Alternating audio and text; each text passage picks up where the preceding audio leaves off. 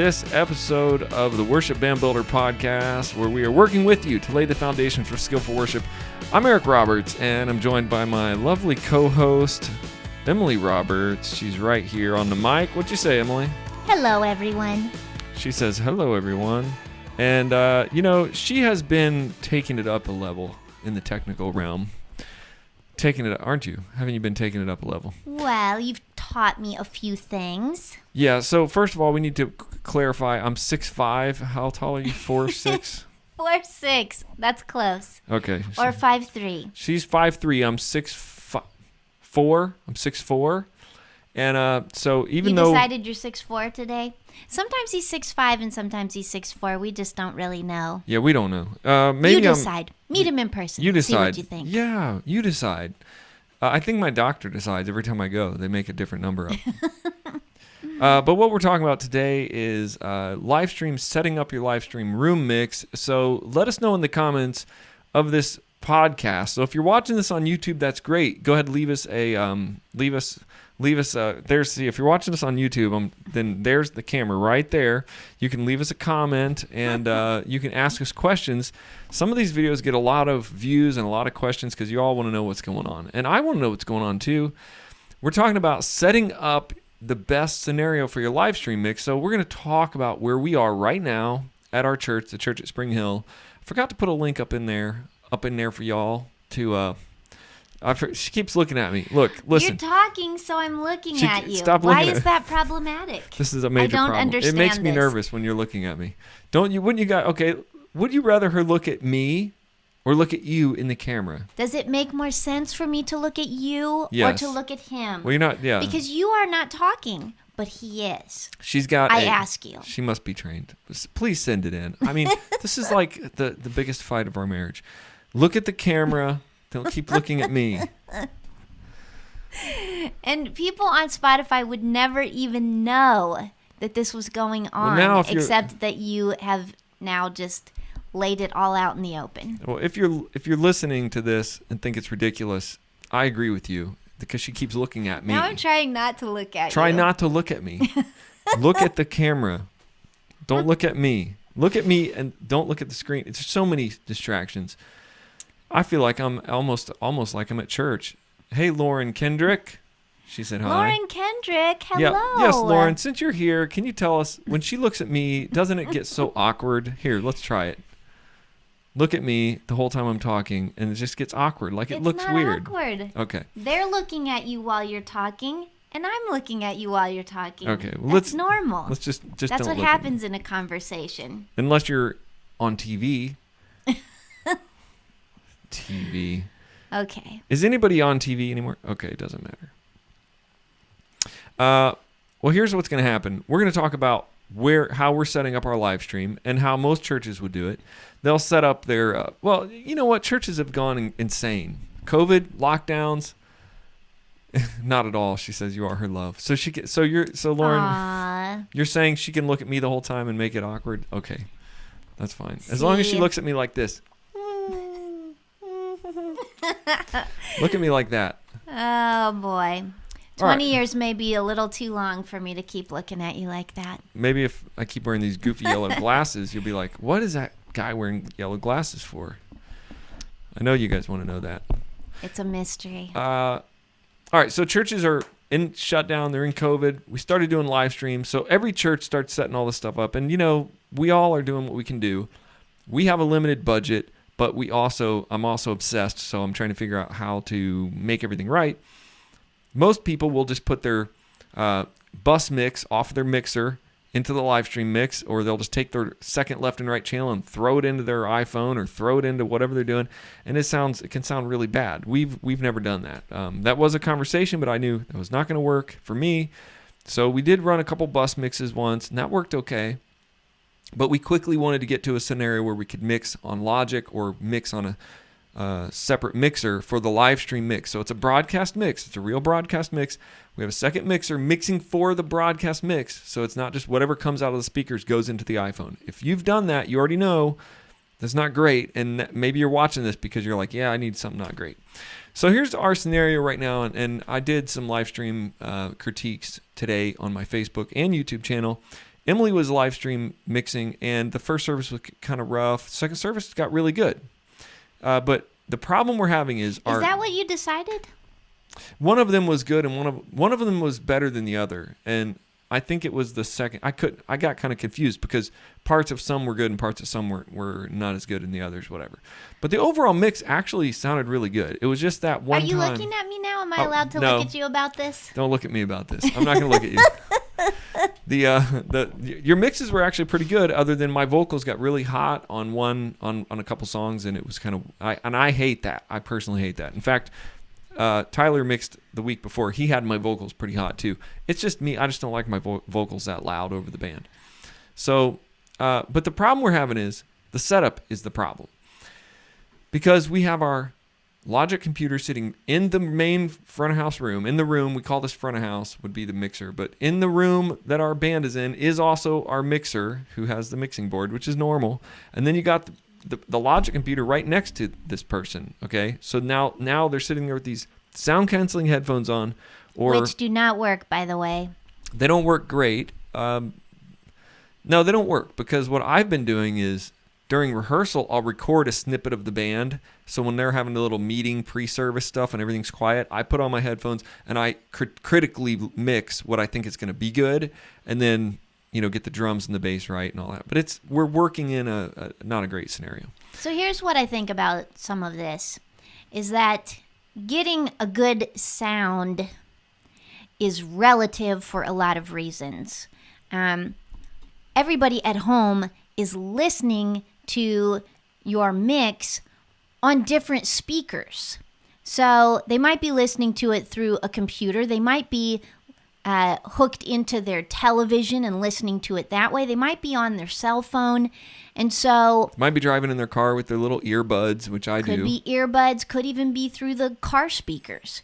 So everybody who listens to it out there is not going to hear what you are hearing. Well, I mean, they're going to hear what you are hearing, but it's going to sound colored in different ways depending on their device. Yeah, that's what I'm trying to say. Right. Okay, yeah. It's going to sound different. Yeah. I mean, technically they're hearing whatever you're mixing, but it's you're right. They're not really hearing the way you're hearing. Especially because you're sitting in a room, the band is blaring. About 90 dB is where we're running, 85, 90. You got these little headphones on, you're trying to hear, so you're feeling the bass drum and the bass guitar in the room. It's like you're feeling that, and then you're hearing in your ears, trying to perceive, is that the room or not the room? And we've got a little delay. Yes, and that's what I was just going to say. The delay on there, you have to block that out somehow and try to just listen to what is in your headphones, which is why I can't really feel like I can take credit for the mix when it's going out there, whether it's good or bad, because I'm not totally sure about what I'm hearing right now.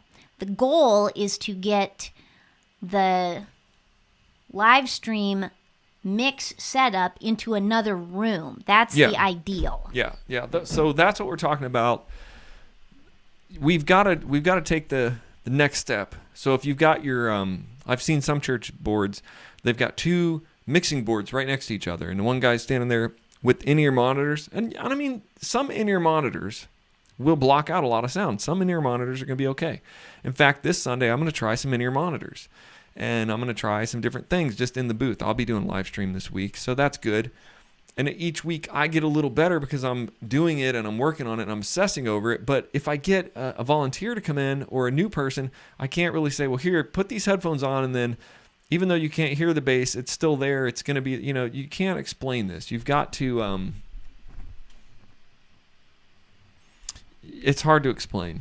Yes, it's very hard to explain. It's very awkward to explain that. It's as awkward as when Emily's looking at me and I'm noticing she's looking at me. That's how awkward it is. So let me show you a little bit. So we're going to get, that's our goal. That is our goal. We're going to take our Logic computer and we're going to put it across the hall, over the sanctuary, through the woods, into a little studio, what I call a studio. It's really just a second office that we're going to take over. And then there we can put studio reference monitors and listen to it. We can even put our headphones in. We can do different. You can do different mixing. You can listen to headphones, listen to speakers, listen through different things, and you can get the mix right. Then also you can bring volunteers in and they can sit with you and you can say, here's how we're mixing, and you can talk. We can't do that in the sanctuary because there's all the stuff going on and you can't even talk in the sound booth. So for those of you watching on the interwebs, on the YouTubes, I will show you. The YouTubes.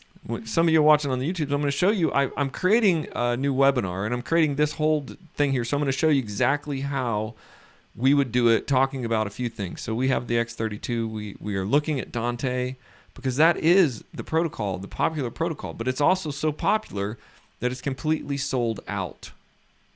I don't even know where you could get it. And I think I found you could get it on Amazon, but they wanted $800. The one place you could get it wanted $899 for it. Okay, for the expansion card just for our mixer, which is kind of a ripoff, actually. It's a ripoff because it's usually like $599.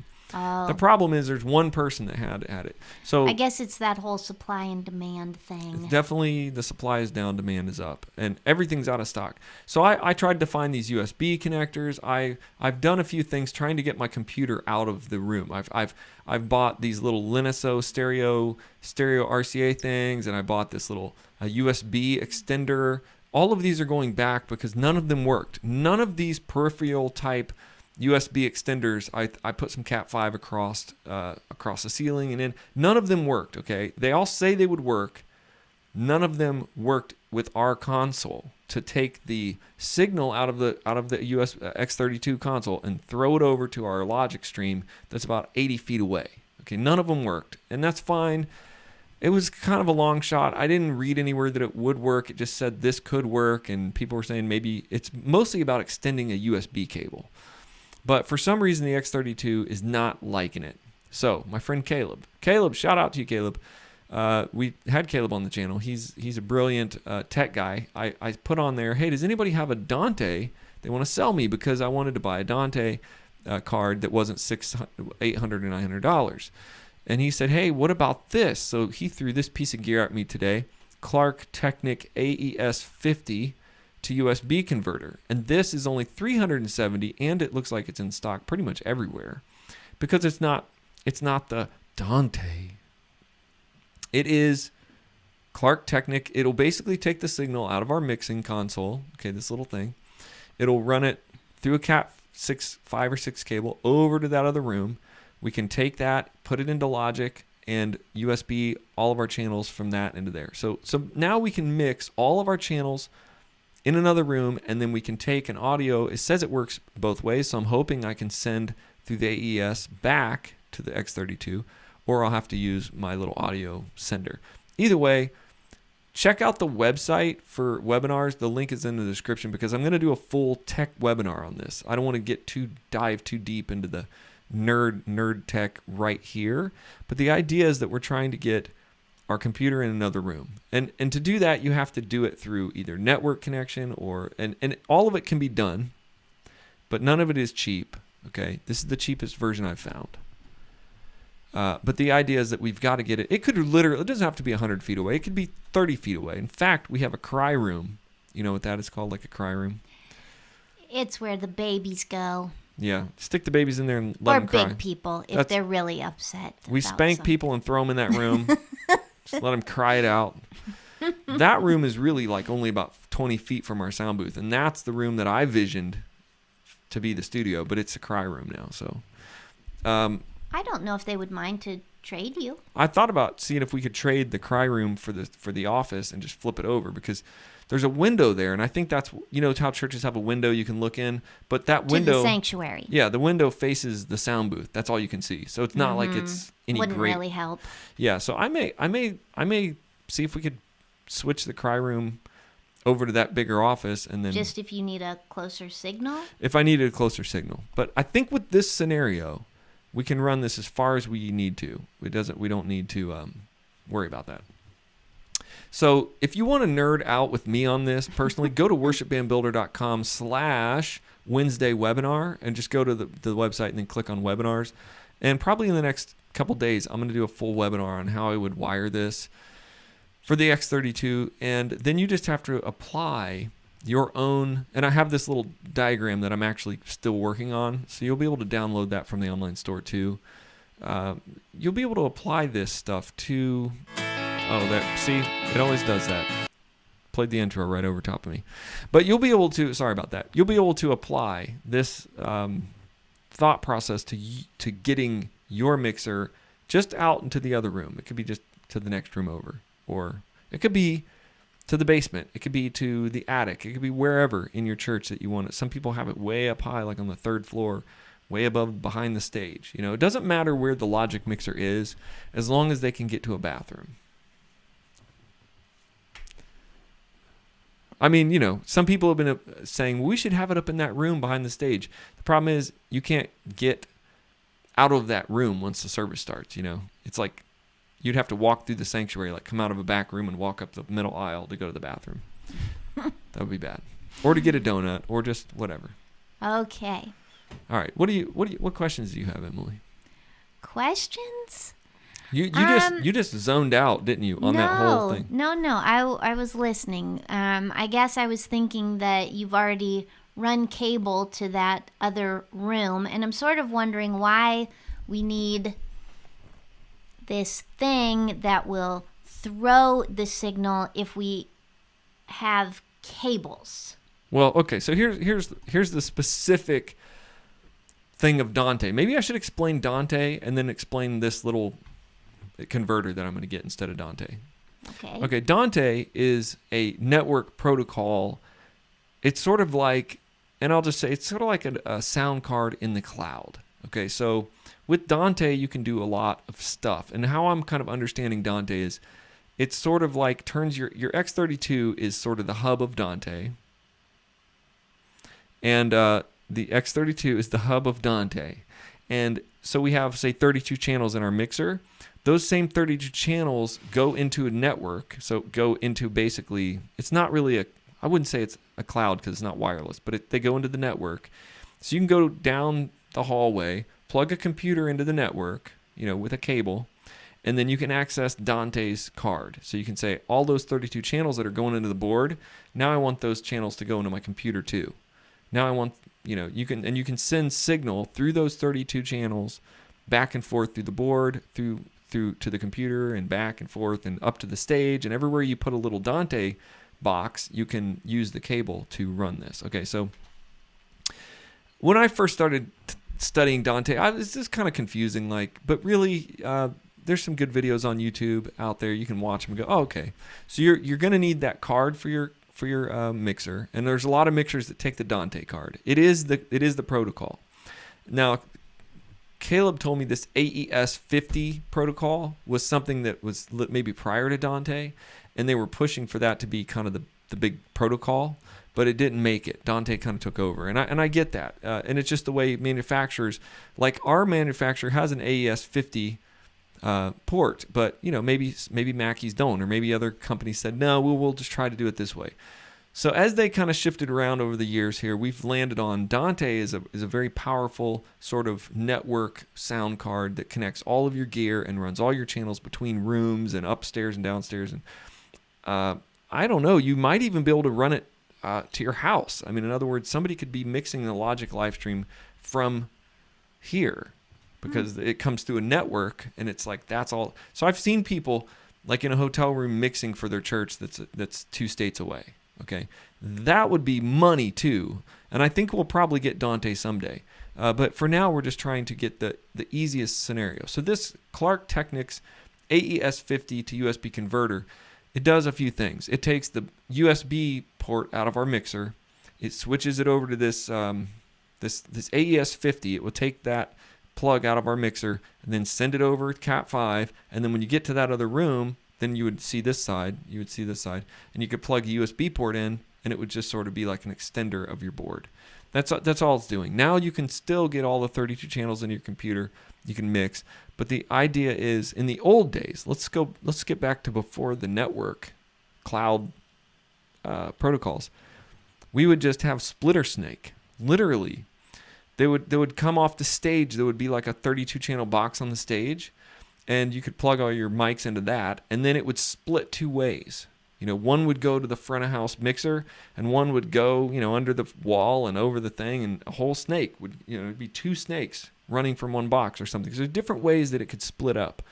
But, or you could have it where it goes to the board, and at the board it split out. So you take the board ends and you would split those out, and then that would go. But that stuff is old. There's no way I want to invest. That stuff's old school. I'm not saying it's bad. It's just with this new cloud sort of network protocol, we can just pay like $500, $600, $400, and have something that we can send signal all over the place. If I wanted to move the studio up to the youth room, in other words, if I wanted to mix Logic up in the youth room, then I could run a Dante cable up there, put the Logic computer there, and then it could be running from there. So you still have to run cables everywhere. You still have to run one small cable to the thing. And the thing is, our building is network run. So there are actually thousands of cables running through our building. So technically, we don't have to run a cable. We can just plug into the wall here and then go upstairs and plug into the wall. There's cables already run through our building. Why couldn't they make like a Bluetooth thing? Well, this? I think that's Bluetooth is Bluetooth lets go. They maybe have like a Wi-Fi just thing. Not reliable yet. Yeah, I think because you're sending 30 or 64 channels of audio. I think it's just the fact that it can't. This is 96 kilohertz sample rate, which is really high. This is high. This is a lot of data. So to send that over a Bluetooth would probably not work. Maybe a Wi-Fi, but I don't think they have it. I don't think they have anything Wi-Fi yet. Maybe they will in the future. Probably in the future we'll be talking about how all this is going through 5G. And actually, if they do 5G well, I think you could probably do a 5G network. Cable just sends out the signal everywhere. But we've already got cable. So the best part so this is all, now we went and geeked out again. All right, you guys are listening to this. So you basically, once we get our mixer, our Logic computer into a different room, which is probably going to be in the next 30 days, then we can start really honing in our mix, and we can start training more volunteers to sit and do Logic, and we can hone our mix and make it sound really good, and then we can get our booth some breathing room in our sound booth to where we're not all on top of each other trying to do different things. So this is the goal, and this is what you should think about for you. How can I take the next step to get better? Our next step to get better is to get our live stream broadcast mix position to a place that they can actually hear really well. We can hear like 60% right now, 75%. The other is guesswork. Poor Tyler back there last week was just cramming his headphones onto his head, trying to get some isolation. Tyler is our new and very talented sound help. Yeah, so Tyler, producer, he knows what he's doing, so he's trying to hear, and he's like, I'm moving faders, but I can't hear that's changing anything because the room is so loud, and we're kind of in there just. So this week I'm going to try some in-ears. I'm going to try I got some nice, expensive real stage monitor in-ears. So they're made to like block out a drum set and block out stuff. It doesn't mean that it's going to change the way it feels. It's funny because when they hit the bass drum, it shakes the floor of the sound booth. So you feel it. It's like, but then you're hearing a delayed bass drum in the mix. So if you have any questions, check out the webinar. I'll do a webinar on this where I'm going to get really detailed in the next 10 days. Join the email list, or just join any one of our webinars on that on worshipbandbuilder.com/Wednesday webinar. Any one of these will add you to our email list, and then you'll get notifications about that. Also, I really want you guys to encourage Emily to look at the camera and not me. She's I making me don't nervous. think I can hear you if I'm not looking at you. What do you mean? Do you need hearing aids? No, I just maybe I'm more of a visual processor. Maybe I need to watch you talk. Well, that's right. Maybe we should go back to our face-to-face you. podcast where we're just looking at each other. I would be all for that. All right. Well, let us know what you think, if you think anything. Maybe most of you probably don't care. And if you're listening in the car, we are so sorry we talked so much about that today. And we're going to be out. We're going to go. Thank you for listening. Stick around. Like, share, subscribe to the channel. And I'm going to be maybe doing a couple more live feeds today on the channel. So if you want to come on back. We'll see you next time.